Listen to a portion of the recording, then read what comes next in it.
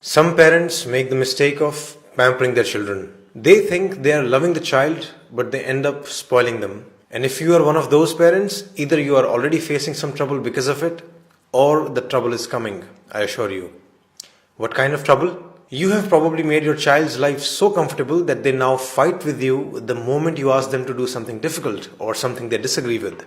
You have given them so many privileges or luxuries that they can't adjust in tougher conditions outside the home. You have perhaps been saying yes to all their demands and now they can't accept a no. They get angry and throw tantrums every time you refuse to fulfill their wish.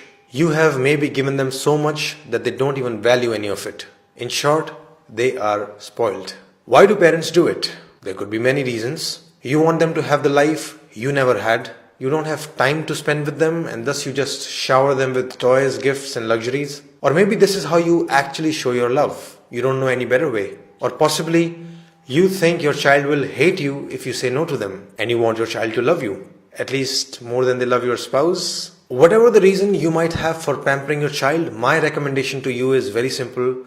Don't do it. But of course it's not that simple. The problem is complex. You as a parent have a certain level of wealth and resources. What will you do with it if you're not going to let your children enjoy them? And where is the line? Like how much should you give? How much is too much? How much is too little? There is obviously no measurable or one size fits all answer for this. As the cliche goes, it depends. But I'm going to give you a framework to think about this problem. Consider following points. First, try to predict and answer this question. When this child becomes an adult, would they be able to sustain the current level of privileges or not? The answer to this question will change every so often. Someday your child will seem very responsible and talented. Someday it will feel they are useless and incompetent. But you must keep those questions in mind. Will your child be able to afford the rent of the big house they are living in? Are they capable enough to buy the expensive branded clothes you buy them so casually? If not, how will the future look like? How long will you keep giving these privileges? Ultimately, you will have to cut them off. Ultimately, you will have to make them independent, right? So why not start a little earlier? Why not start today? This brings us to the second point. You must, from the beginning, create a balance of responsibility versus privileges in the house. Responsibilities in childhood mostly include schoolwork and house chores. Some other responsibilities could be to remain healthy, maintain decorum in the house, even being respectful to parents, etc. You need to make privileges somewhat conditional on these responsibilities. Essentially, give them a taste of adult life, which is, if you don't work, you don't get the car. Third, ask another question to yourself. Are you giving them resources for their growth or for their pleasure?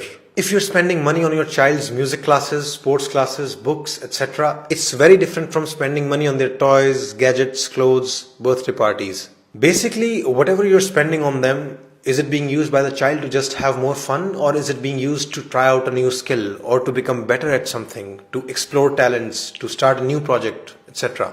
The problem would begin when you start spending excessively on their fun without proportionately spending on their talents and growth. So make sure you're investing proportionately in their joys and their talents. Fourth, are you making them grateful towards what you're giving them? If you think, oh, I'll give them everything and then in future the children will love me. Bad news. It won't happen like that. They will most likely take everything for granted. More often than not, you'll just find them complaining about the things they didn't get. So it's your job to make them realize the value of what you're giving them.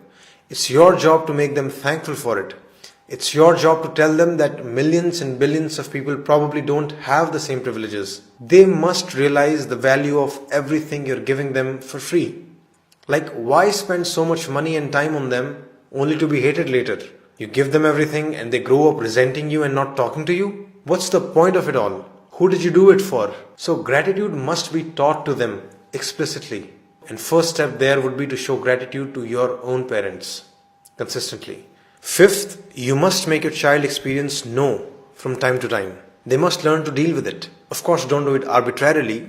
Say no only when you have good reasons to say no, but do say it when needed. The main thing here is to learn to not be afraid of the child's anger or tantrums. In fact, if they show tantrums or anger, then you'll have to become even more strict in saying no. Your goal is to make sure that they accept your no with respect. And your objective is to teach them that their anger and tantrums will never turn a no into a yes. If you get scared and say yes to avoid fighting with them, you're only making them stronger. This is basic operant conditioning. By letting their anger win, you're reinforcing their bad behavior. In fact, if they show bad behavior, you need to not only stand your ground and stay firm, but you can even go on to cut additional privileges. Say no to something else as well, just as a lesson to them. As a parent, you must strive to have the authority to say no and still be respected. Finally, follow the cliche because it's very true. Your time is the best gift. Children need your time, your love, your care. That's really the biggest gift.